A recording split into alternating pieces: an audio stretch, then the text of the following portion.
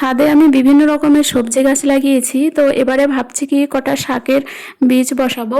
তো তার জন্য একটা বড়সড় জায়গা প্রয়োজন। তো এখানে দেখো একটা কালো রঙের টব নিয়েছি। এটা বেসিক্যালি মানে কাপড় টাপড় ধোয়া বা কাচা সেসব কাজে আমি ব্যবহার করতাম। টবটা কিন্তু নতুনই, বেশি পুরানো হয়নি, 2 মাস হচ্ছে আমি এটা কিনেছিলাম। তো ওটার মধ্যে আমি শুকনো পাতা দিয়ে দিলাম। তারপরে এই যে আমার ভাইরাল লাউ গাছটা, লাউ গাছ থেকে যেটা এক্সেস্ট যে ডগাগুলো আমি কেটে ফেলে দিই, যেগুলোতে আমি এরকম মানে বুঝতে পারি যে এগুলোতে আর লাউ হবে না, তো সেই ডগাগুলো আমি কেটে ফেলে দিই। তো বেশ অনেকগুলো ডগা হয়েছে। তো এগুলো সবই দেখো আমি এই মানে এই টবের ভিতরে দিয়ে দিচ্ছি, যাতে করে কি হয় মাটি কম লাগে। আর এগুলো এবার এর উপরে আমি দিয়ে দেবো হচ্ছে মাটি। মাটি দেওয়ার ফলে কি হবে, এই জিনিসগুলো পচে কিন্তু জৈব সার তৈরি করবে। আর সেটা গাছের পক্ষে কিন্তু খুবই উপকারী, খুবই ভালো। কীটনাশক রাসায়নিক সার যেগুলো আমরা মার্কেট থেকে ব্যবহার করি কিনে, সেগুলো কিন্তু মানে আমাদের স্বাস্থ্যের পক্ষেও ক্ষতিকর। তার জন্যে যারা ছাদ বাগানে গাছপালা লাগায় তারা কিন্তু বেশিরভাগই এরকম বাড়িতে জৈব সার বানিয়েই কিন্তু গাছে দেয়।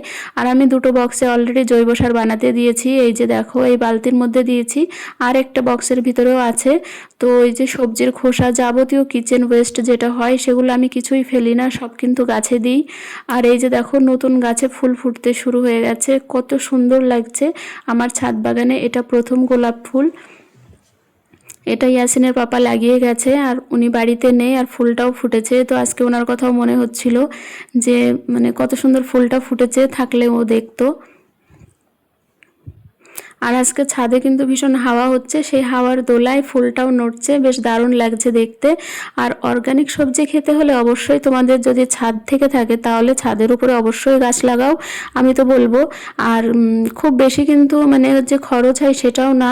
তোমরা যদি টব কিনতে না পারো তাহলে কিন্তু সিমেন্টের বস্তা বা চালের যে বস্তা প্যাকেটগুলো আছে তার ভিতরে মাটি ভর্তি করেও কিন্তু গাছ লাগানো যায়। আমি প্রথমে কিন্তু ওভাবেই গাছ লাগাতাম। এখানে অনেক ধরনের ফুলের চারা ওর পাপা কিনে লাগিয়েছে। এবার দেখা যাক যখন যখন ফুল ফুটবে সেগুলো আরও সৌন্দর্য বেড়ে যাবে আমার ছাদের আর কি।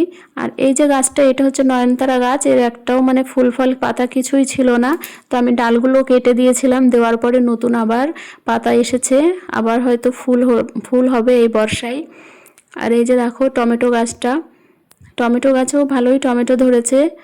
এগুলো সব আমরা মানে বাজার থেকে যে টমেটোগুলো কিনে এনে খাই তার বীজ থেকেই কিন্তু গাছগুলো বানানো। আর এটা হচ্ছে মূলোর গাছ, তো মূলোর গাছটাও কিন্তু বীজ এসেছে। আর এটা হচ্ছে কড়াইশুঁটি, এই কড়াইশুঁটিটাও কিন্তু ওইভাবেই লাগানো, মানে কিছুটা কড়াইশুঁটি ছিল আমার ঘরে যেগুলো কল হয়ে যাচ্ছিল খারাপ হওয়ার মতো, তো আমি এই ক্যারেটের মধ্যে ছড়িয়ে দিয়েছিলাম, সেখান থেকে গাছ হয়েছে। ভেবেছিলাম শাক খেয়ে নেব, বাট গাছগুলো এত সুন্দর হয়েছে তো সেটা আমি রেখে দিলাম, এখন ফলও এসেছে। কোনো কিছু যত্ন করলে না সেটা তার ফিডব্যাক অবশ্যই দেয়।